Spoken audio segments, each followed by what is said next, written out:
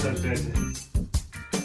If your Henry pipes are as dirty as your mind, stay tuned. I've found the perfect way to get the pipes spotless in no time at all. It also gets rid of all the nasty smells inside. We're going to be using this silicone bottle brush that I bought off Amazon. It wasn't expensive and it's just the perfect size to get down Henry's pipes.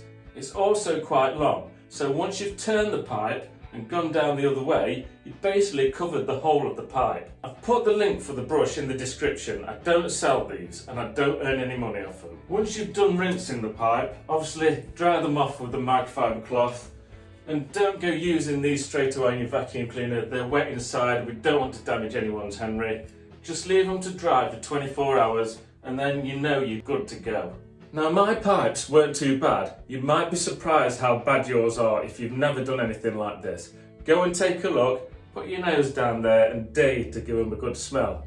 And think about it, if your pipes smell, your vacuum cleaner's going to smell because the air travels through them. Go and grab your new bottle brush from Amazon and enjoy your weekend cleaning your pipes. If you do find them hard to separate, by the way, you're not alone. Oh God, they're impossible sometimes. You need to twist them.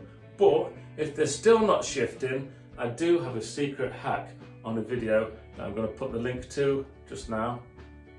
Go to that video and then you can separate your pipes a bit more easier.